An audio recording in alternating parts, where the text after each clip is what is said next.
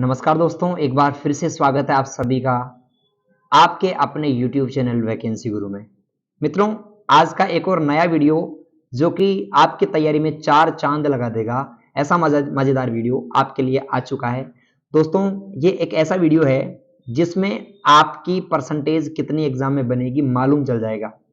इसमें जितने प्रश्न आप सही कर रहे हो ना, विश्वास कीजिए, कमेंट करके बताना कितने सही कर रहे हो, उतने ही प्रश्न लगभग आप एग्जाम में सही करोगे। तो लेट्स स्टार्ट कर देते हैं इस वीडियो को। सभी फटाफट से वीडियो को लाइक कर दे और इसको ज्यादा से ज्यादा दोस्तों के साथ शेयर भी करना। मित्रों, प्रश्न नंबर 1 क्या है? एक्सेल 2010 में एक सीरीज की वैल्यूज को ऑटो भरने के लिए कौन सा कीबोर्ड शॉर्टकट काम में लेते हैं? मित्रों, इसका सही जवाब है कंट्रोल डी। जब हम एक्सेल में एक डेटा को सभी सेल्स में नीचे फिल करना चाहते हैं, हम कंट्रोल डी दबाएंगे तो डाउन फिल हो जाएगा सभी में अपने आप। तो पहले में डी सही जवाब है। दूसरा, पावर पॉइंट 2010 में पावर पॉइंट प्रेजेंटेशन का डिफॉल्ट फाइल एक्सटेंशन क्या होता है? सभी ध्यान से सुनो, ऐसे महत्वपूर्ण प्रश्न है जो एग्जाम की आपकी सच्चाई बता रहे हैं कि तैयारी कैसी है। अगर ये प्रश्न आप यहाँ पे सही कर रहे हो तो मैं गारंटी से कह रहा हूं आप आरसीआईटी में टॉप करोगे। पावर पॉइंट में प्रेजेंटेशन का जो एक्सटेंशन नेम होता है दोस्तों, वो होता है .pptx। ऑप्शन है इसका सही जवाब है।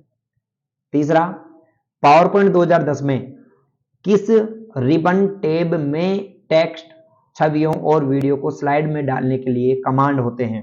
यानी कि पावर पॉइंट में अगर आप एक स्लाइड में टेक्स्ट, छवियां और वीडियो डालना चाहते हो तो आप कौन से टैब में जाओगे मित्रों? इंसर्ट टैब में।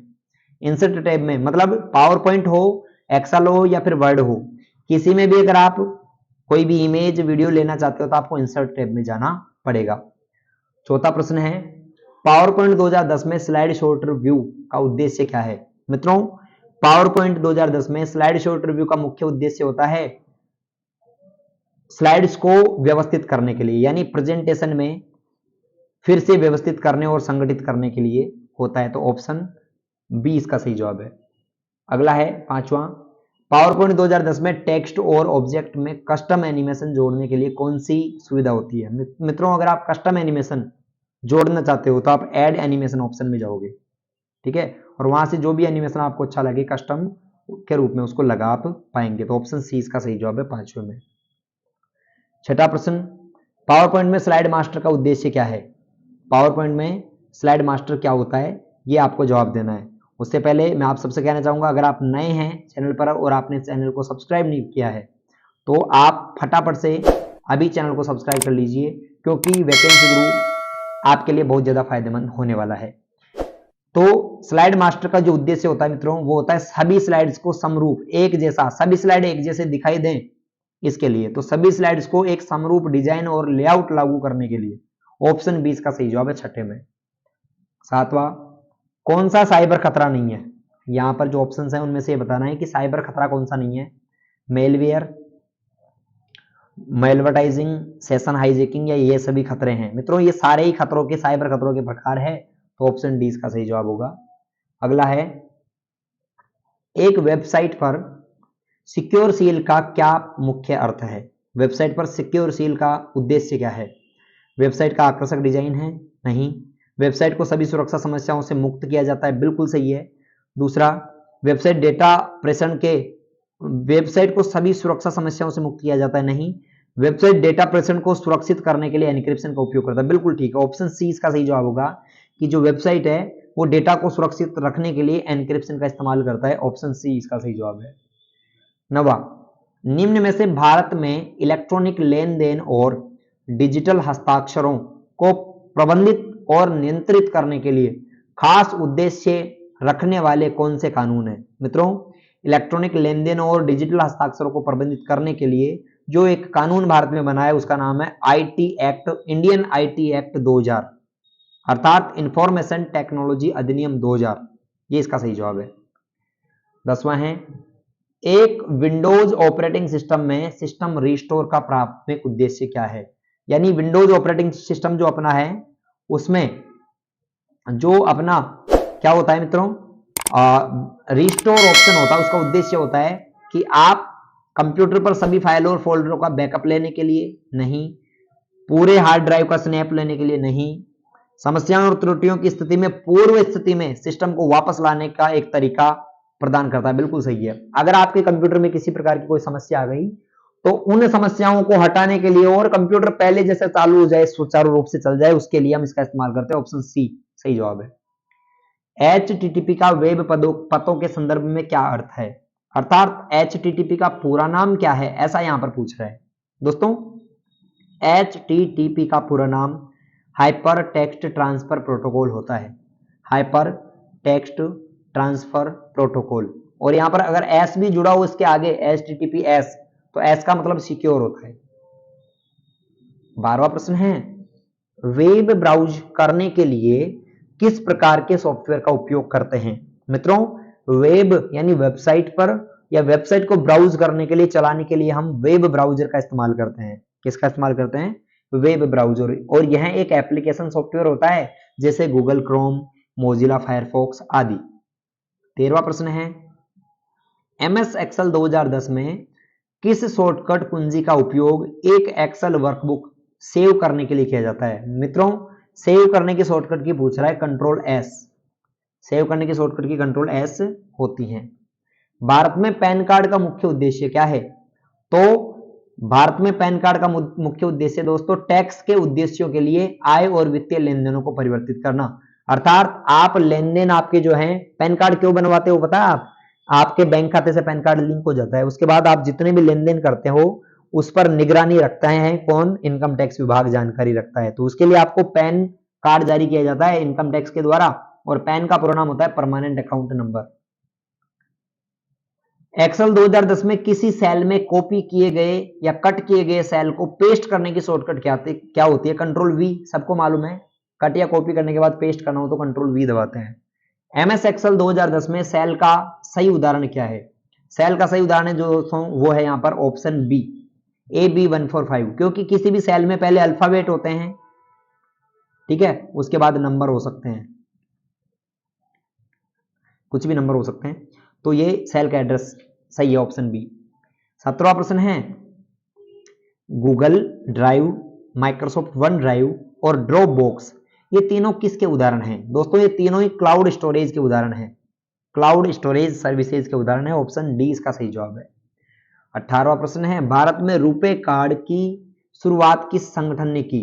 मित्रों, भारत में रुपे कार्ड की जो शुरुआत है वो national payment corporation of India, option C NPCI, national payments corporation of India, भारतीय राष्ट्रीय भुगतान निगम ने की है। कौन सी सोशल नेटवर्किंग साइट को उसके पोस्ट में अक्षर सीमा और हैशटैग का उपयोग करने के लिए जाना जाता है? मित्रों, इसका सही जवाब है ट्विटर यानी एक्स। मतलब समझ रहे हो आप क्या, कि आप अगर ट्विटर पर कोई भी ट्वीट करते हैं तो आप 140 अक्षर का मैसेज भेज सकते हो। यहां पर अक्षर सीमा निर्धारित है। और दूसरा, इसमें आप हैशटैग भी लगा सकते हो, ठीक है, हैशटैग इस पर ट्रेंड करते हैं। तो यहां पर ऑप्शन बी इसका सही जवाब होगा। अगला है, राज ई साइन का प्राथमिक उद्देश्य क्या है? मित्रों, राज ई साइन का प्राथमिक उद्देश्य होता है इलेक्ट्रॉनिक हस्ताक्षर प्रमाणीकरण, इलेक्ट्रॉनिक सिग्नेचर ऑथेंटिकेशन, और डॉक्यूमेंट संग्रहण, सोशल नेटवर्किंग या फिर ऑनलाइन खरीदारी। इसका सही जवाब है दोस्तों इलेक्ट्रॉनिक हस्ताक्षर प्रमाणीकरण, यानी डॉक्यूमेंट्स को ऑनलाइन ये प्रमाणीकरण कर देता है। अगला प्रश्न है, राजस्थान संपर्क पोर्टल का उद्देश्य क्या है? मित्रों, राजस्थान संपर्क पोर्टल का उद्देश्य है शिकायत अगर कोई भी हो उसको सुलझाने के लिए, यानी किसी भी प्रकार की नागरिक को जो है सरकार से संबंधित शिकायत है तो उसका समाधान करने के लिए राजस्थान संपर्क पोर्टल बनाया गया है। इसका राजस्थान संपर्क पोर्टल का जो टेलीफोन नंबर है टोल फ्री वो 181 है 181। अगला प्रश्न है, भारत में आधार कार्ड का प्राथमिक उद्देश्य क्या है? मित्रों, भारत में आधार कार्ड का जो प्राथमिक उद्देश्य है वो है पहचान स्थापित करना, सभी सरकारी लाभ और सेवाओं का लाभ उठाना। ऑप्शन बी इसका सही जवाब है, ठीक है ना।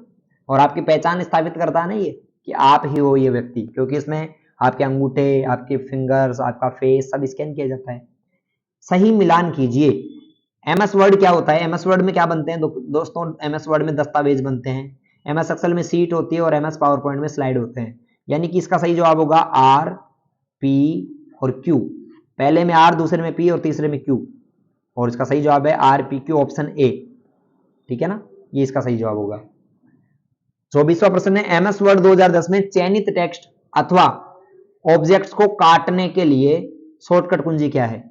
मित्रों, काटने के लिए यानी कट करने की शॉर्टकट की क्या है ये पूछ रहा है आपसे। आप सबको बताना चाहूंगा, कट करने की शॉर्टकट होती है कंट्रोल एक्स। अगर आपने कंट्रोल एक्स जवाब दिया तो बिल्कुल आपका सही आंसर है। अगला प्रश्न है 25वां, एमएस वर्ड 2010 में फाइंड और रिप्लेस सुविधा का क्या उद्देश्य है? फाइंड और रिप्लेस क्या काम में आता है ये आपको बताना है। मित्रों, एमएस वर्ड 2010 में फाइंड और रिप्लेस जो है ये किसी विशिष्ट शब्द को ढूंढने और उसके साथ उसको बदलने के काम में आता है। अर्थात ऑप्शन बी, डॉक्यूमेंट के विशिष्ट शब्दों या वाक्यों को सर्च करने और रिप्लेस करने के काम में आता है। पहले उनको ढूंढ लो और उसके बाद बदल दो। 26वां प्रश्न है एमएस वर्ड 2010 में कौन सा दृश्य आपको आपके दस्तावेज को प्रिंट करने पर कैसे दिखेगा मार्जिन और पेज ब्रेक डिस्प्ले के साथ? कौन सा व्यू है जो मार्जिन और पेज ब्रेक के साथ आपको दिखाता है कि आपका डॉक्यूमेंट कैसे प्रिंट निकलेगा?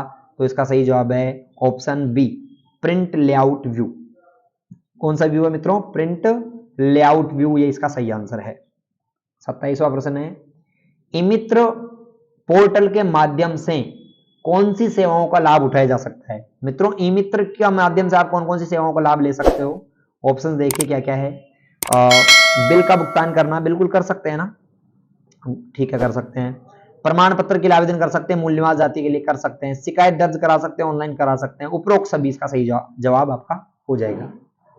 28वां प्रश्न है, अब ये प्रश्न कैसे हैं आपको समझ में आ रहे हैं ना? इनमें से कितने प्रश्न सही हो रहे हैं कमेंट जरूर करना, और आपकी तैयारी कैसा है मालूम चल जाएगा। मैं एमएस वर्ड 2010 में पाठ के रूप में, टेक्स्ट के रूप में दिखाने के लिए जिन रिबन टैब में विकल्प होते हैं जैसे फॉन्ट कलर, हाईलाइट कलर आदि, अर्थात ये पूछ रहा है कि एमएस वर्ड में फॉन्ट कलर, हाईलाइट कलर ये कौन से टैब में होता है? दोस्तों, ये सभी होते हैं होम टैब में।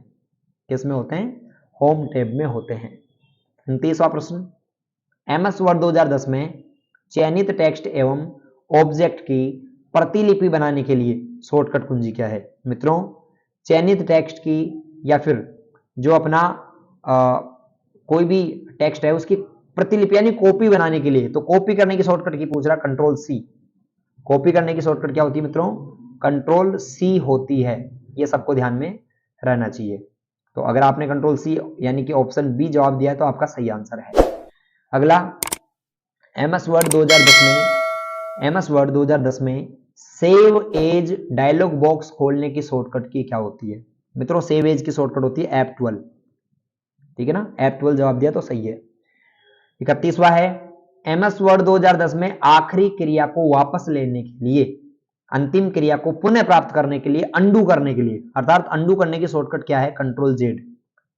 ठीक है ना, कंट्रोल जेड इसका सही आंसर है। 32वां प्रश्न है, एमएस एक्सेल 2010 में एक्सेल वर्कबुक के लिए क्या फाइल एक्सटेंशन होता है? एक्सेल की वर्कबुक का एक्सटेंशन होता है .xlsx। .xlsx ये एक्सटेंशन है एक्सेल की फाइल का। 33वां प्रश्न है, एमएस एक्सेल 2010 में सेल, पंक्तियों और कॉलम के स्वरूप को स्वरूपित करने के लिए, आदेश देने के लिए कौन सा रिबन टैब है? अर्थात पंक्ति, कॉलम आदि को फॉर्मेटिंग करना चाहते हो, उनको फॉर्मेट बदलना चाहते हो, तो आप होम टैब में से उसको फॉर्मेट कर सकते हो। उनकी साइज बढ़ाना, कम करना आदि होम टैब से ही हो जाएगा। तो ऑप्शन ए इसका सही जवाब है।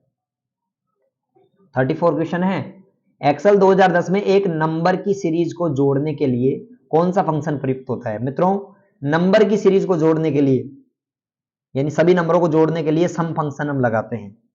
ठीक है ना, तो इसका सही जवाब ऑप्शन ए रहेगा। अगला 35वां प्रश्न है, ये प्रश्न के बाद आपको कमेंट करके बताना कितने प्रश्न सही है। इसके बाद आपको वीडियो को लाइक नहीं किया तो लाइक कर दीजिए और चैनल को सब्सक्राइब करना है। साथ ही साथ एक काम इस वीडियो में आपको करना है, इस वीडियो को आप जहां हो सके फेसबुक, व्हाट्सएप आदि पर स्टेटस लगाना हो, शेयर करना हो, जरूर करना, क्योंकि इसमें अगर 20 से ऊपर प्रश्न सही हो रहे हैं तो कोई भी विद्यार्थी पास हो जाएगा। ठीक है। 35वां प्रश्न है, एक्सेल 2010 में एक बड़े वर्कशीट को स्क्रॉल करते समय दृश्य में रखने के लिए पंक्तियों और कॉलम को फ्रीज करने के लिए कौन सा ऑप्शन काम में लोगे? Freeze pen.